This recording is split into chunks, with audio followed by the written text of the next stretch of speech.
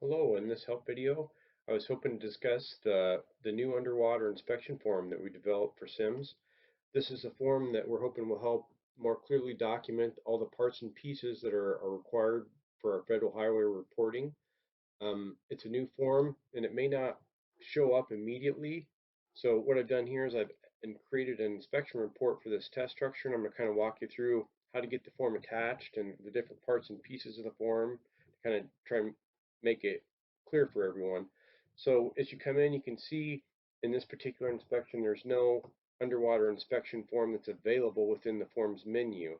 So I've made the form available for this type of inspection, but it's not there. So what you'll need to do is come over, click on the forms under the menu, and then this will pop up and you'll see need to toggle the underwater inspection form. Then you can just refresh the page at the top there,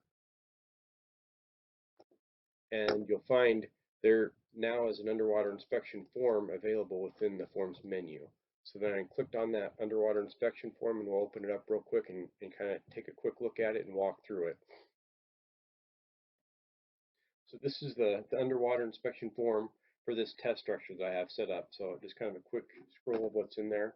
So the first thing that we have is like what the inspection method is. So we've got several different toggles here. You can, if it's scuba, if it's surface applied air, weighting, or other. So with the other, there's a field you can fill out what the particular inspection is that was different. And then there's additional methods which include sounding, acoustic, hydrographic survey. The next portion is the conditions, and this is that includes the maximum water depth, elevation. These are just information to fill out. Then there's the benchmark elevation information, the location, and then there's inspection summary. This is where you can kind of note any special information about the inspection. And these fields are pretty large. I've got allowed up to 4,000 characters in these fields, so you can type quite a little bit of information. Then you have the inspection findings and evaluation. You'll notice underneath each of these forms that I've added kind of a description of what should be included in the fields above to kind of help folks so that make sure you take a good look at that. That'll kind of help explain what we're expecting in each one of these fields. And then there's several different parts and pieces along here, and they're kind of follow the same thing. There's a description underneath one. The one that's a little bit different as you come is inspection procedures. So if you come down to this one, we kind of explain what's intended for inspection procedures, and there's a couple choices in here. I hit the pull down, and by default it will be blank, and you can pick wading or diving. And then what it says is this inspection is completed using diving procedures, and then the diving procedures are linked here. So you just click on this and it'll pop open a PDF of the diving procedures. You can kind of see what you're selecting, and that link will also be available in the report for this inspection. Next, we have the risk factors that you can select for a particular structure. So like for this one, I've got selected significant debris accumulation and constricted waterway openings. So that you can toggle any of those that are relevant. And then there's a field we have for access information, special considerations, like if there's boat ramp locations or something like that, you need to note with part of the inspection to help folks know where to get access to do the underwater inspection. Next is the elements underwater portion. This is only required on NHS routes, so that you can see only on NHS is this required. So locals do not need to fill this portion of the form out unless they're doing the inspection for something that's on the NHS routes that they're responsible for, which is typically in a city.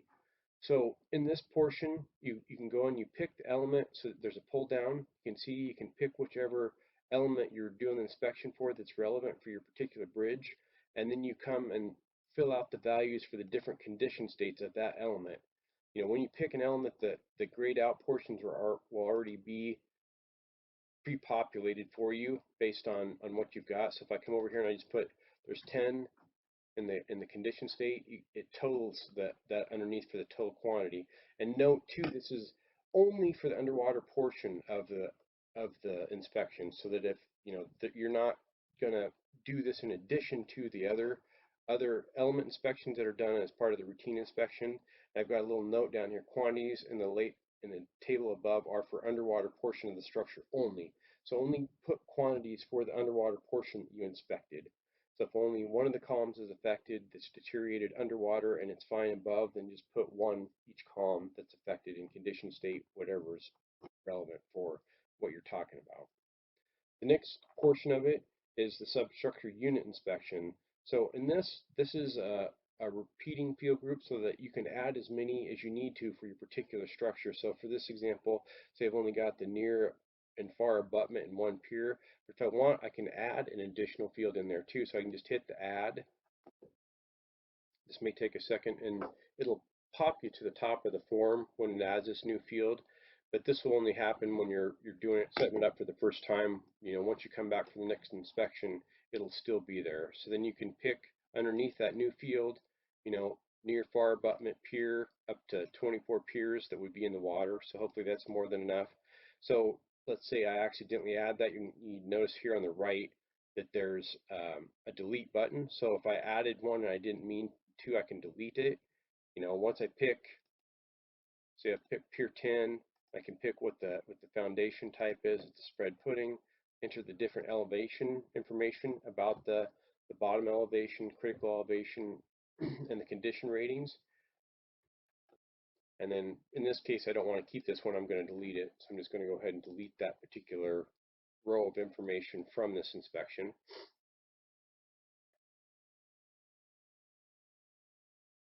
And then once that pops back up, we'll scroll back down.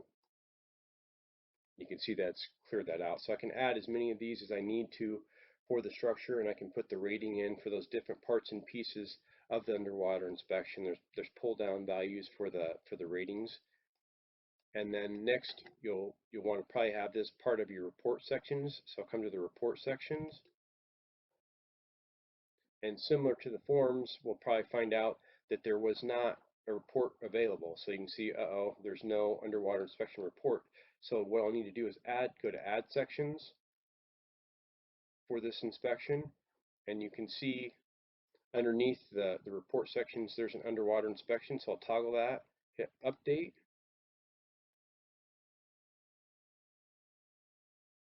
So I'm done with that. So I'll refresh this page real quick. If you go up, looks like it showed up on its own. So now here's my underwater inspection. So if I want to take a quick look at what that PDF output is going to look like, open that up. Here's the new underwater inspection form with the data that you filled out. As indicated in the procedures, you can toggle the link and it opens up with those underwater inspection procedures. In this particular case, it opens it up on the same tab, so you'll have to go back to the inspection, you'll have to click back. But that's the underwater inspection, and this kind of encompasses a lot of the information that we're trying to record and helps organize it, and it'll make it more queryable. So we appreciate everybody taking the time to get this underwater inspection form data filled out when you do an underwater inspection form, and that's all we've got for this help video. Thank you.